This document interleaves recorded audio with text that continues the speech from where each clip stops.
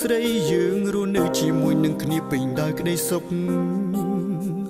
ហើយពួកយើងបានសច្ចាទុំគ្មានថ្ងៃណាដែលប្រត់ក្បត់ទៅមានអ្នកថ្មីផ្សេងឡើយតែបើមានម្នាក់ណាដែលក្បត់យើងស៊ូប្រត់រហូតតែអ្វីដែលបងមិនធ្លាប់គិតសោះអីលើនេះរឿងរ៉ាវទាំងនោះវាកើតឡើងហើយ